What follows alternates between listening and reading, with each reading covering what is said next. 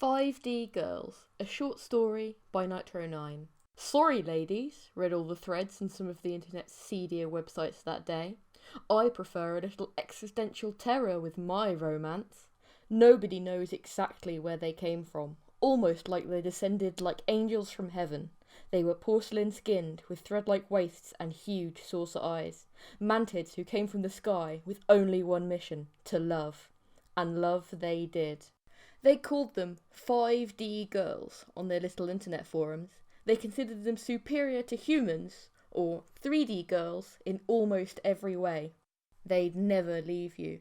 One touch and you'll carry them forever, bound by both flesh and soul. They don't grow old, fat and bitter. They're forever as young as the day you met them, youthful and fresh until the universe itself fades and flickers into nothing. The ideal partners, inside and out. Or so they appear. For a certain section of the population, these newcomers were completely irresistible. At one dark point in my life, I was one of those people. Mine was named Sekhoshthon, but I just called her Emily. When we met, I was living the neat life, playing video games and browsing the web all day from my parents' house. Photos of 5D girls had been turning up in dark corners all over the internet, but nobody could tell from where they were posted. I saw her photo by pure chance on an image board one afternoon. I must admit, I did find her off-putting at first. Her eyes were too round and buggy, her waist contorted like a grim parody of a human woman, and her mouth, a set of clumsy mandibles formed into something vaguely resembling a smile, was eerily expressive in its inexpressiveness, not unlike the pursed lips of an embalmed corpse. Her hair was coarse and straw-like, but intensely red. It was like her face was framed by a mane of fire. A cold shudder arose from the depths of the uncanny valley and up through my spine, leaving cold aches behind like a siren's kiss. I was revolted, yet intrigued. A few hours later, long after I'd switched off the laptop for the night, she appeared in my dreams. I was walking through a vast white space, horizons blending together through the sheer amount of bright light. The ground was squidgy and yielding, slightly moist and sticky, like walking across a big, cold tongue. A certain kind of dreamlike haze had clouded my mind, but I was still remarkably lucid. I'm not an active dreamer by any means, so I'd been caught rather off guard. Suddenly, I felt a deathly chill. A sickening squelch rang out from behind me as she manifested, liquid flesh rising from the ground in stringy red columns and congealing into her form. She giggled softly. "Hi, it's nice to meet you." A retch emerged from deep within my throat, as true to life as if I was still in the waking world. "It's you, from the photo. You're one of them." A flood of thoughts swirled in my head. We'd all seen the news reports, everyone had an opinion on them, but as far as anyone knew, at this point in time they kept to their own, very exclusive circles. I'd never thought I'd even see one in person. For all the uproar they caused when they arrived, things had gone back to normal remarkably quickly. It was almost like they didn't really exist. I'd honestly half convinced myself that they were some sort of sick hoax. She smiled at me, making an audible click as her mandible plates aligned themselves. "That's no way to greet your new girlfriend," she said, her voice as sweet as honey. "Girlfriend?" My jaw practically hit the floor. Her smile widened to unnerving whips. "Yes, silly." I'm flattered, really, but I'm not looking right now." She giggled with the echoed resonance of a nest of bees. "Don't tell fibs," she said. "You are posting things like TF no GF online. You are sad, and I want to help you." Well, she wasn't wrong. I was more than a little bit lonely. Yes, I hadn't actively been looking, but that's because I was too scared. I bit my lip. "Well, I only want to make you feel better," she said. She widened her already enormous violet-coloured eyes and batted her lashes. "Please." This was my dream, my fantasy. I could go on one date if I wanted to, even if it was with a weird mantis woman, and even if it went badly, it wasn't real, and I'd soon wake up as if it never happened. At least, that was my reasoning at the time. I suppose. Okay, I'll let you be my girlfriend. She spun giddily on her heels and clapped her bony hands together. Brilliant! Just fantastic! I paused. What now? All you need to do is wake up! The dream began to melt into inky blackness before I could question further. I bolted awake not 1 second later, breathing heavily, a sheen of cold sweat dripping across my brow. It took a while to process everything, the weird dream I just had, the choices I made, and the creature I saw. It had been crazy, and boy was I glad none of it was real. With a yawn and a stretch, I clambered out of bed and headed downstairs. All this dreaming had worked up an appetite. I only reached the bottom of the stairs before I was interrupted. It was my dad. "Morning," he said, a knowing smile on his face. I frowned. He obviously knew something I didn't, or at least thought he did. "So, I heard you got yourself a girlfriend, and here I was thinking you didn't have it in you." "What?" "She's been blowing up the answering machine all morning, asking where you are and stuff. I tell you what, son, she sounds like a right catch. You've done great." Okay.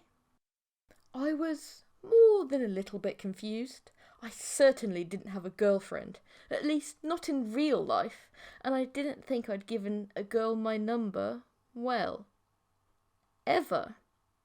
So imagine my shock when I heard a familiar sing-song voice on the answering machine. "Good morning! How about we go to the park today? Come on, sleepyhead, answer the phone!"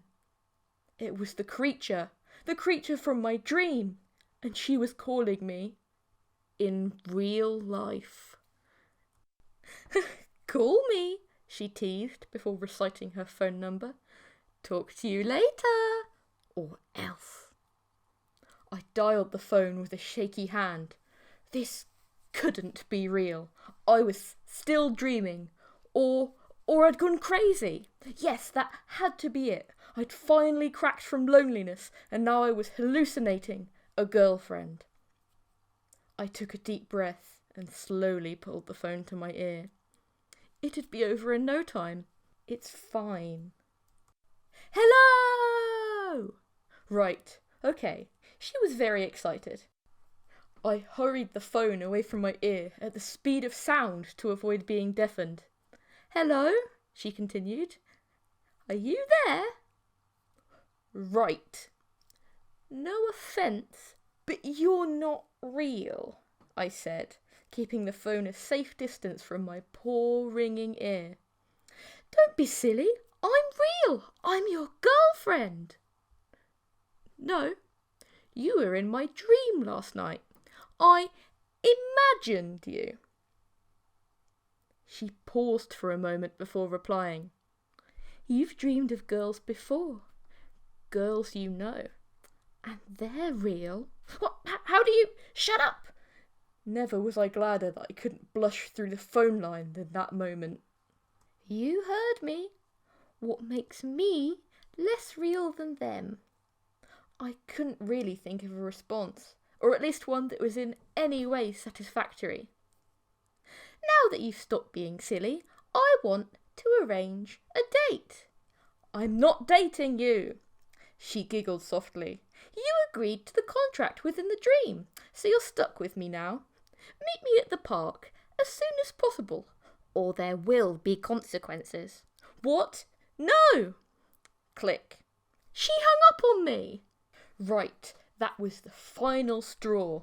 Consequences? I'd show her consequences. I'd storm straight down to that park and give her a piece of my mind. So that's exactly what I did. When I got to the park, it was understandably pretty hard to find her. She hadn't specified an exact location, and the park was pretty big, so I spent a good few minutes looking like a right idiot while searching for her. I was sat at a bench outside the public toilets when I found her, or rather, she found me. I heard strange, crunching footsteps, and my head darted to the left to find their source. Nothing. Nobody there. Whoosh! A burst of air rushed past my cheek, and a cold claw planted itself on my shoulder. I screamed bloody murder and pulled away as fast as I could, all my breath sucked out of me from this shock. "Hi," said a voice, soft and sing-songish. It was her. She'd been creeping up on me. The nerve! "You never do that again," I panted. She tilted her head and looked quizzically at me, blinking her big purple eyes. "You're silly," she said. I huffed in irritation. How was she this dense? "Look," I sighed, summoning all the tact I could muster. "I'm not your boyfriend. I don't want to be. Not that I have anything against your species, but I'm not interested." Her face clicked itself into an amused grin, revealing a mouth filled with far too many teeth. "What a funny joke! I'm lucky to have such a comedian as a boyfriend." "I am not your boyfriend." Her smile grew harsh as a momentary flash of coldness overtook her. She pursed her mandibles together and narrowed her eyes. "If you know what's good for you, you'll be my boyfriend." She reached out with her right claw and clasped my hand, squeezing tight. Her grip was cold and clammy. It was like her whole hand was covered in a thin membrane of sticky grease. Whether the substance was mildly caustic or I was just super creeped out, the handshake left me with a strange tingling feeling. It was like a spark had run through me. I was suddenly, well, kinda into this whole thing. Her expression softened once more as she unclasped her hand from mine. "Now," she announced, "I want to meet your parents." I couldn't really come up with a good response for all the new swirling emotions inside of me. I just sort of nodded. She giggled and span around on her heels, clapping excitedly. "Great! Wonderful! Let's go!" Before I even had a chance to open my mouth in response, she'd grabbed my hand and taken off with me in tow. I had never even told her where my parents lived. She just knew. She even knew the shortcut I'd taken every day since I was 12. Not even my parents knew that one. It was an awkward walk home, to be sure. Well, more like a run. A very brisk run. We reached my home in 7 minutes flat. She effortlessly swung open the door, giving less than a brief notion towards the concept of both locks and knocking. She was acting like this was her world, and the rest of us were merely living in it. "Hey, I stuttered. She grinned, patting me on the back. "Go on." "Mum, Dad, there's someone I want you to meet." Mum was the first to arrive. Her smile turned into confusion as she laid eyes on my alien girlfriend. "Nice to meet you, Miss." I'd never seen her so disappointed. "Mum, this is..." I froze. I didn't even know her name. She elbowed me and whispered into my ear, "Sekhoshthon! My name is Sekhoshthon." I wasn't calling her that. I couldn't even spell it, let alone pronounce it. I thought quickly, coming up with a name that was easier to wrangle with. "Mum, this is Emily." "Nice to meet you, Emily," Mum strained between gritted teeth. She reached out and shook roughly on one of Emily's thin claws, but Emily seemed completely blind to the hostility. "Hey, what's all this then?" It was Dad, heading down the stairs. "Dad, meet Emily, my girlfriend," I said. "Son," Dad spat, after only taking a brief look at the woman stood next to me. Mum forced a patient smile. "Why don't you talk to your father? I'll make Emily some tea." She herded Emily off into the kitchen while Dad sat down on the bottom step, ushering me to sit next to him. "Son, You're dating one of them. And just as I thought you were making progress, I felt a surge of fire in my throat, the sudden urge to defend her despite my reservations. I can't believe you're being like this, I said. Would you be like this if I brought home a man, or someone of another race? Dad sighed. It's not like that. A human, any human, can love you back. Son, she doesn't love you. Her love isn't even real. Her love is real to me, I shouted, awfully indignant for someone who had their own reservations just a brief 10 minutes ago. I got up to join Emily and Mum in the dining room, none the wiser that I was starting on a dark path.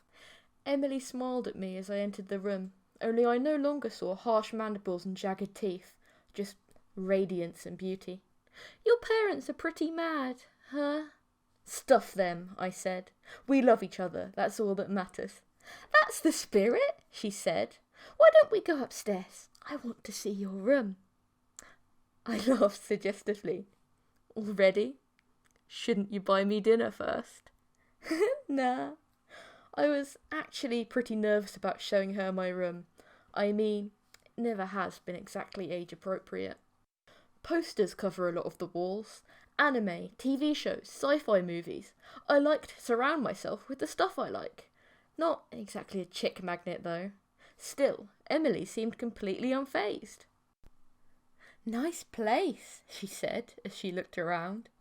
I blushed as she eyed a poster of a swimsuited anime girl, but she still didn't care.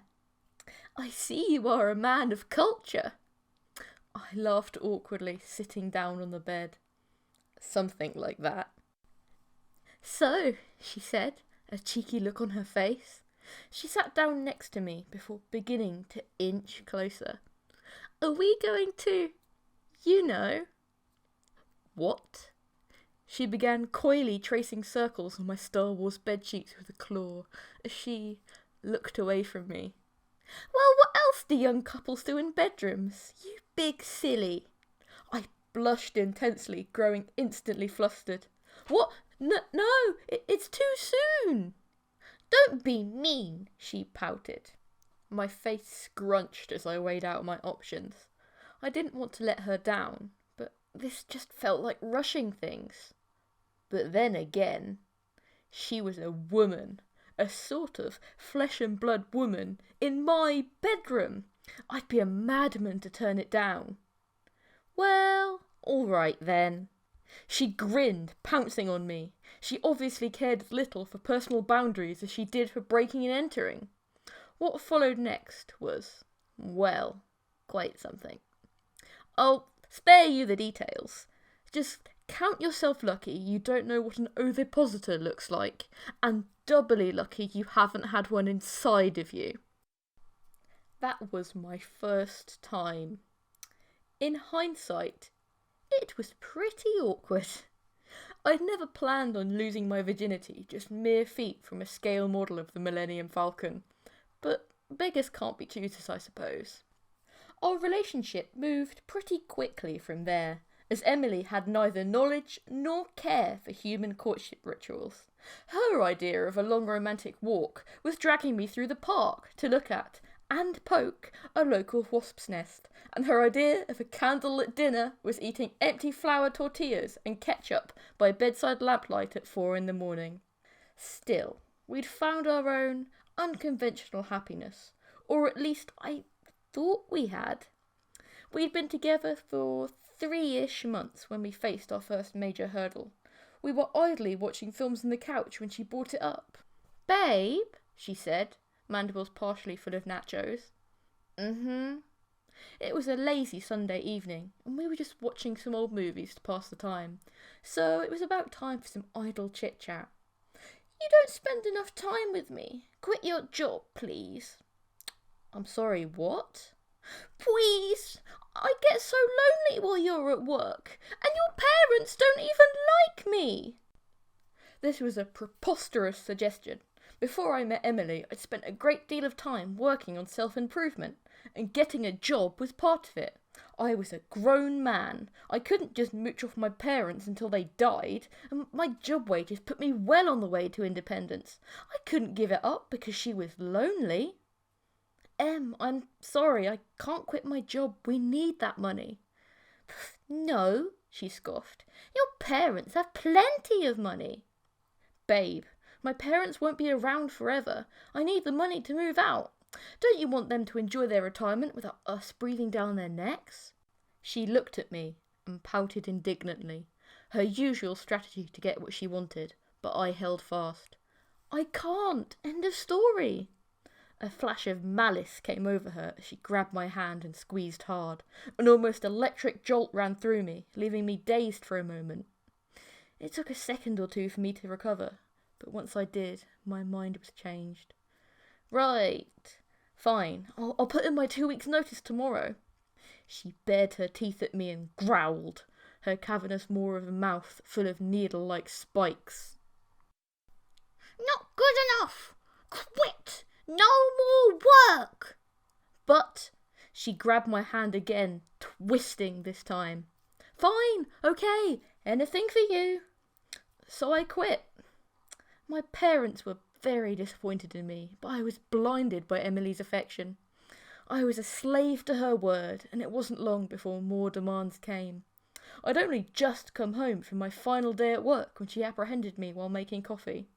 Did you quit? I sighed. Yes, I quit. No more of you being lonely. Happy now? She grinned slyly. Nearly. Her eyes widened as she turned on the charm, as she had demurely tapped the claws of her index fingers together. It's just, you go to the gym twice a week, and it makes me so sad. I miss you so much when you leave. This was my breaking point.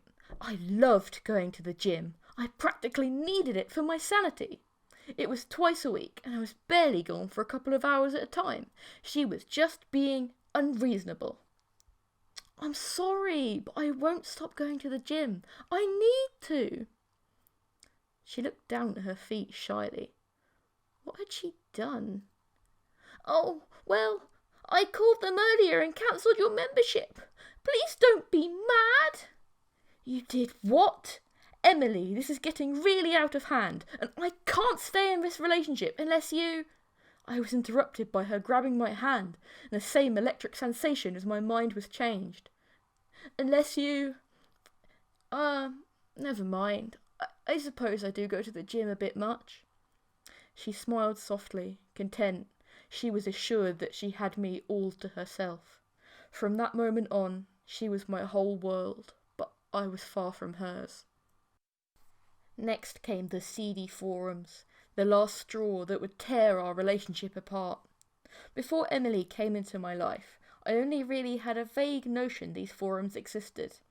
I knew that there were men who preferred 5D girls, and I knew these men tended to associate with one another. I thought it a bit sad, but that was about it. But Emily was insistent that I joined one, so she made me an account. The website was bugwaifus.org, or something to that effect. It was a Japanese-style message board, like the ones that proliferated when the internet was young. I must admit, it was all rather nostalgic. I felt like a spotty 14-year-old again, viewing image boards on the Internet Explorer with my crappy Vista laptop. But there were no silly memes on this website, no anime or video games, no nerdy ramblings. It was thread after thread about alien mantis women like Emily. Some were posts of photos on the beach, at a restaurant, or in various states of undress. Others were styled more like a blog, with men recalling their romantic lives in meticulous detail. One thing was constant though, an animosity, sometimes nearing hatred towards human women. For example, a post may include a picture of a mantis woman, accompanied by a lengthy rant on why the writer had chosen her above any human. I hate 3D girls, they'd read. They are ugly, fat, and vain, plus they cheat. My Felicity would never cheat on me. She hasn't gained a single ounce since we met. She is perfect, and they are not. GTFO, fleshies.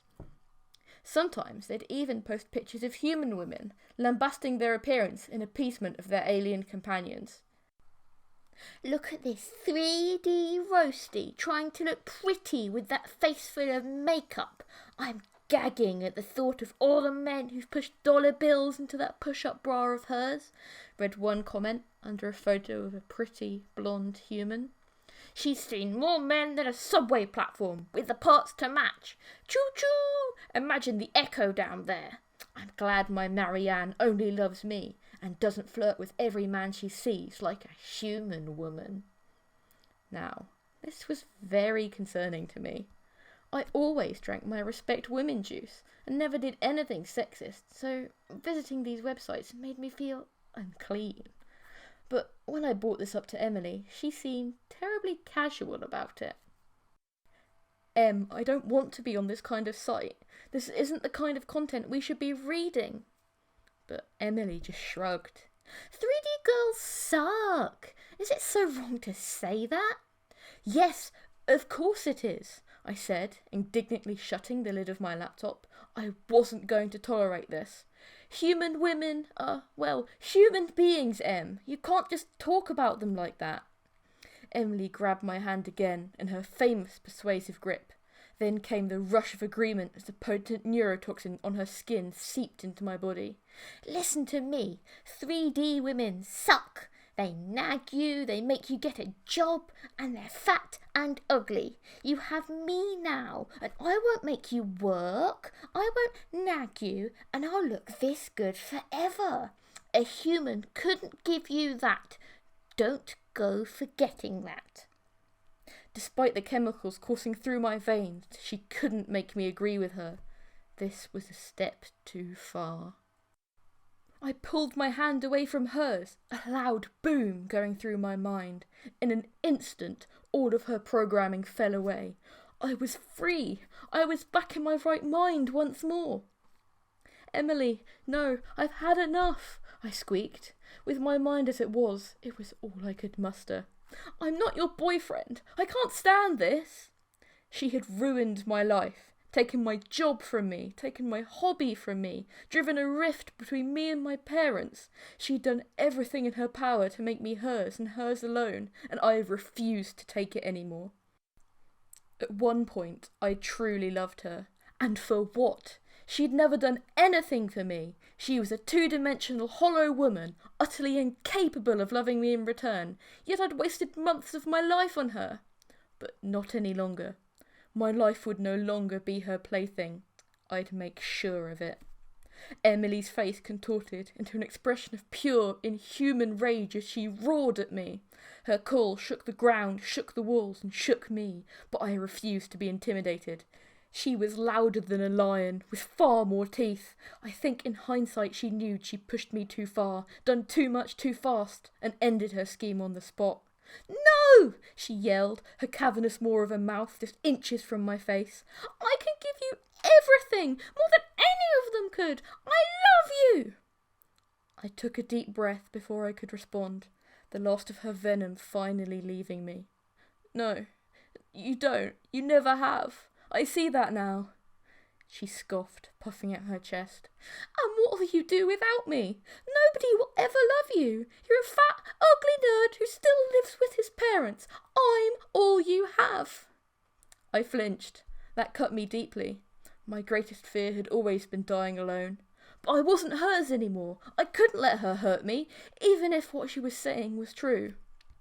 I summoned all my strength and shouted from my soul, "Get out of my life!" Those words acted almost like magic. Her expression softened momentarily, almost apologetically, as she began to dissolve into red smoke. It was certainly not what I expected to happen, but without her source of power, Emily couldn't exist in this world. As the last of her finally drifted away, I heard a voice from my bedroom door. "Son?" It was my dad, obviously attracted by all the shouting.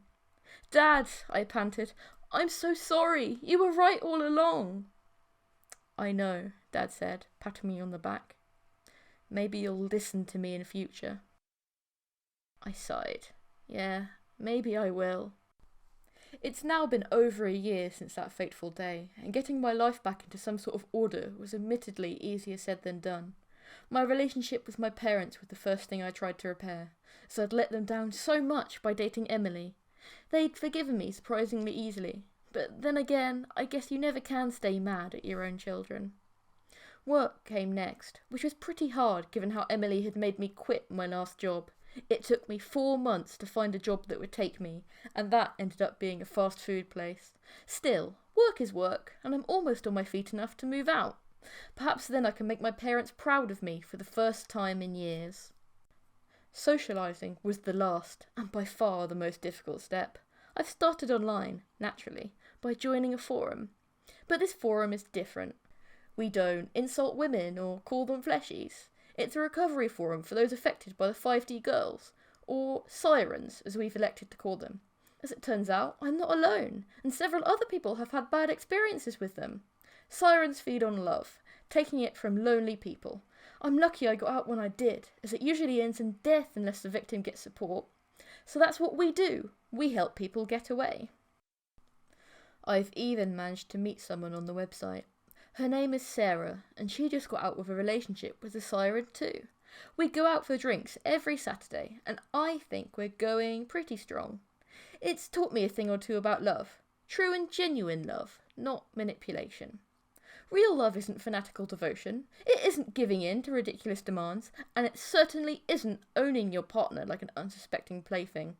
Love is supporting each other, bettering each other, and talking to each other as equals. Something I could never have with Emily. As much as I resent Emily for what she did to me, without her I would never have met Sarah.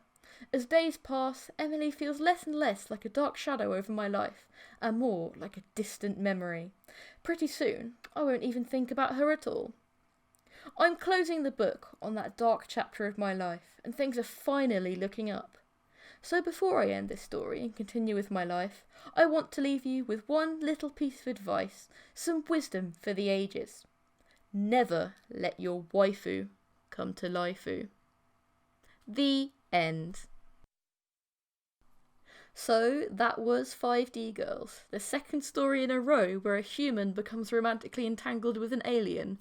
Anyway, I'm still working on the anthology. It probably won't be ready by the time I apply to uni, because I've got to do that in a couple of weeks, and I've only got half the stories finished from the anthology. But when it is finished, you lot will be the first to know, and I'll try and publish it on Kindle or something, and you'll be able to read it. I might do audiobooks of a couple of the other stories as well. Maybe less emotive ones, because this was a strain on my limited voice acting skills. So I really hope you enjoyed this story. I apologise that it's weird. Constructive criticism is always appreciated down in the comments, and I hope to see you soon.